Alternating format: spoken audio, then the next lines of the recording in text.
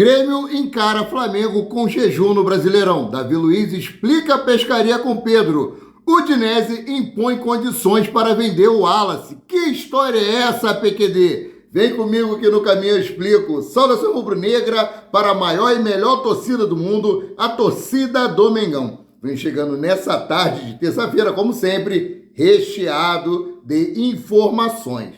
Mas antes de mais nada, na humildade, quero pedir para vocês começar a assistir. Deixa o like de vocês é muito importante. Você que não é inscrito, se inscreva no nosso canal Paraquedista Rubro-Negro, isso é importante para o nosso crescimento. Acione o sininho para todos os vídeos e nas outras plataformas. Vocês que não nos seguem, passem a nos seguir. Tudo isso para vocês é de graça. Então vamos para a notícia.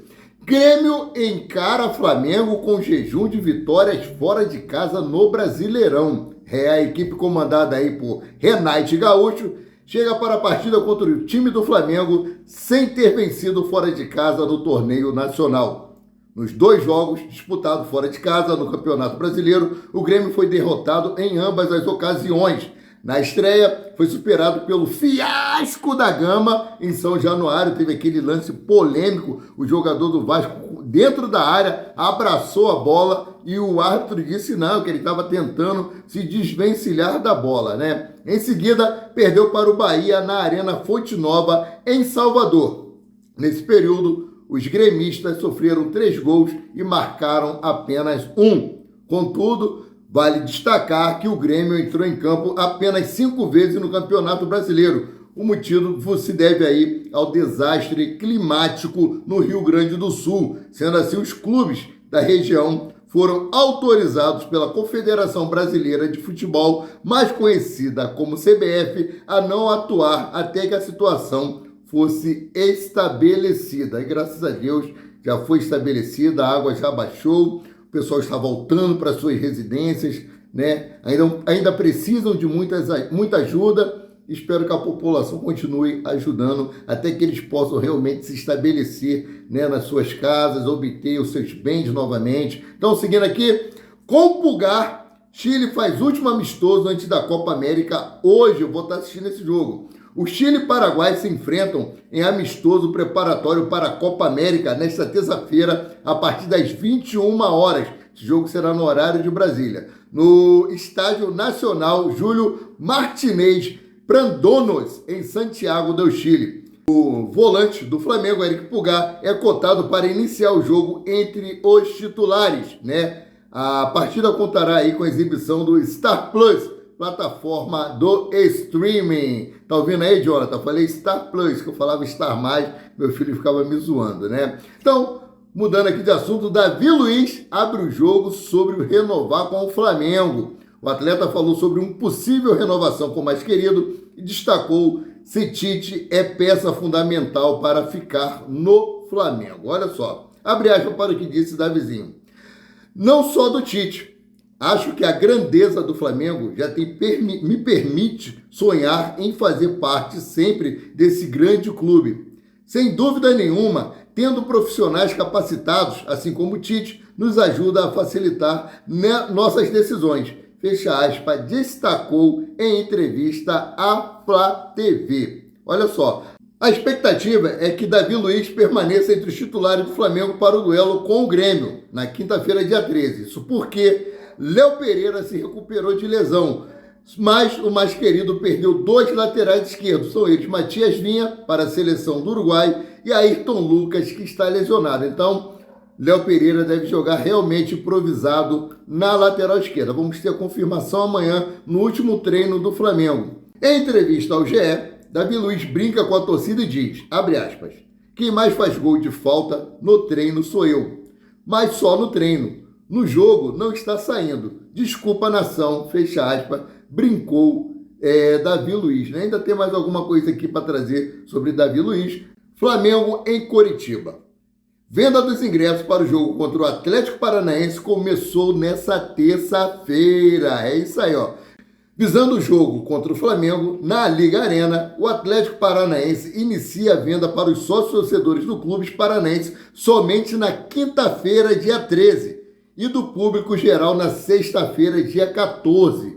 No entanto, a comercialização dos tickets para os torcedores do Flamengo começaram hoje, terça-feira, dia 11, com valores de R$ 100 a meia e R$ 200 a inteira. A venda será pelo site ingressos.atletico.com.br. A galera que for aí assistir o espetáculo da Liga Arena, esses aí são os valores e esse aí é o site ingressos.atletico.com.br, né? Mudando aqui de assunto, vamos falar agora sobre SAF no Flamengo, que os conselheiros estão tentando arrumar uma maneira que não haja facilidade para essa SAF sair no mais querido. Olha só, conselheiros do Flamengo propõem mudança no estatuto para dificultar a criação da SAF. Espero que isso dê super certo. Um dos assuntos mais polêmicos no meio do futebol tem sido a criação da chamada Sociedade Anônima do Futebol, mais conhecida como SAF. No Flamengo é ano eleitoral e por isso o assunto tem ganhado ainda mais destaque nos bastidores do clube. Dessa forma, 3 conselheiros do Flamengo se uniram para propor mudanças no Estatuto Rubro-Negro. Antes de mais nada, a ideia dos conselheiros é dificultar a implementação da SAF no Flamengo. Isso porque a situação, ou seja, o presidente Rodolfo Landim e alguns de seus aliados são favoráveis à criação desse modelo. Contudo, a proposta de Walter de Oliveira Monteiro, Carlos Oliveira Ferrão e Gilberto de Oliveira Barros tem alguns pontos que merecem destaque. Isso porque eles propõem uma mudança do estatuto. A ideia é que apenas a Assembleia Geral, que tenha a participação de todas as categorias de associados do Flamengo, ou seja, o poder mais democrático, tem aí a atribuição de mudar o futebol para a SAF. O trecho é muito longo, eu postei lá na minha página, Amaury de Paula Santos, lá está na íntegra, se vocês quiserem estar cientes de tudo, é só ir lá fazer uma visitinha, né? Agora voltando aqui a falar de Davi Luiz explica pescaria com Pedro após goleada do Flamengo sobre o Vasco por 6-1, abre aspas, nos traz paz, fecha aspas, foi o que disse Davi Luiz. Olha só, logo após a goleada, Davi Luiz e Pedro foram pescar para distrair, visto que os jogadores receberam folga do clube. O zagueiro agora explicou o motivo de ter saído para praticar outro esporte depois da vitória rubro-negra. Né? Receberam 3 dias de folga aí depois dessa goleada. Só que essas folgas de 3 dias já estavam planejadas muito antes, não foi por causa da goleada não, tá? Abre aspas para o que disse Davizinho. É um hobby que eu tenho, algo que eu gosto. E a gente sai um pouco da nossa realidade e vive um mundo totalmente diferente. De noite ou de dia, a pescaria nos traz essa calma e esse é algo que muitas vezes a gente precisa de sair dessa vida turbulenta e estar simplesmente no meio do mar, desfrutando de algo que nos traz paz, fecha aspas, destacou Felipe Luiz. Agora falar de outro jogador aqui do Flamengo, que se trata Agostinho Rossi, que o Neto criticou aí, falou que o cara é muito ruim. E assim, ele disse que é um cara muito caseiro e que não curte muito as redes sociais. Olha só, em tempos onde as principais ferramentas de aproximação entre jogadores e torcedores são as redes sociais, o atleta argentino explica por que não está conectado. De acordo com o arqueiro, nem nos tempos de Boca Juniors usufruía da tecnologia. Abre aspas para o que disse Agostinho Rossi. Sou mais de curtir em casa, longe das redes sociais. Não só pela cabeça. A confiança tem o jogador que fica olhando essas redes sociais. Eu tento não fazer isso. Nunca tive. Nem jogando no Boca Juniors tinha. Isso é muito importante para o goleiro, que pode errar no jogo e aí fica vendo as coisas que saem para pior. Eu estou aí tranquilo, curtindo a família, fecha aspas, disse em entrevista ao GE. Além de explicar as razões pelas quais não adere às redes sociais, Rossi também revelou um pouco da rotina morando no Rio de Janeiro. Segundo o argentino de 28 anos, alguns dos costumes cotidianos incluem o dia a dia do filho e outros programas familiares. Parabéns, melhor do que estar envolvido em polêmica, curtir tua família, curtir teu filho, é isso aí mesmo. Abre aspas para o que complementou aqui Agostinho Rossi. Fora do campo, sou uma pessoa que gosta de ficar tranquila. Chego em casa, Depende se o treino é de manhã ou de tarde, gosto de acordar meu filho, arrumá-lo para ir ao parquinho no condomínio, almoçar, tomar café com a minha esposa. Tive a oportunidade de curtir o verão na praia. Sempre que temos um dia livre, vamos. Outro dia fui no aquário também. Tem muitas coisas para fazer. Meu filho é pequeno, aí tem que procurar coisas que ele possa gostar também. Fecha aspas, disse Agostinho Rossi. Parabéns, não sabia desse lado família de Agostinho Rossi, fiquei muito feliz, né? Então, mudando aqui de assunto, Flamengo anuncia a saída de Mário Jorge após 8 anos no clube, né? O Flamengo anunciou no início da tarde dessa terça-feira a saída oficial do treinador Mário Jorge. O profissional que estava no comando da equipe sub-20 do time rubro-negro deixará o Mengão após 8 anos de serviço prestado para assumir a seleção sub-17 da Arábia Saudita. A nota oficial é a seguinte, abre aspas para a nota oficial do Flamengo. O Clube de Regatas do Flamengo agradece e deseja todo sucesso ao técnico Mário Jorge pelos 8 anos de serviço prestado ao futebol do clube.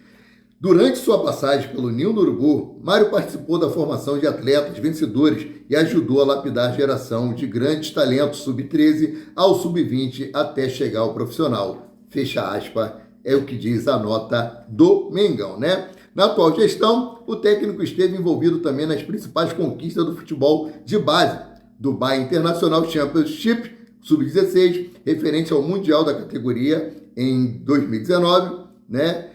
Copa do Brasil Sub-17, Brasileirão Sub-17, Supercopa Sub-17 e as 3 em 2021. Brasileirão Sub-20 2023 e Libertadores Sub-20 em março desse ano. Muita boa sorte para você e meu agradecimento por todos os títulos conquistados ao seu comando das categorias de base do Flamengo. Apareceu, estava demorando, né? Estava demorando. O Wallace quer jogar no Flamengo, mas o Udinese impõe uma única condição. Olha só, o volante tem mais 2 anos de contrato com o Udinese e o clube da Europa pede 7 milhões de euros, cerca de 40 milhões de reais na cotação atual pelo atleta. De acordo com o repórter que cobre o dia a dia do mais querido, o Júlio Miguel Neto, ele explicou que o Wallace esteve no Rio de Janeiro até o último domingo, dia 8, e deseja voltar ao futebol brasileiro. Né?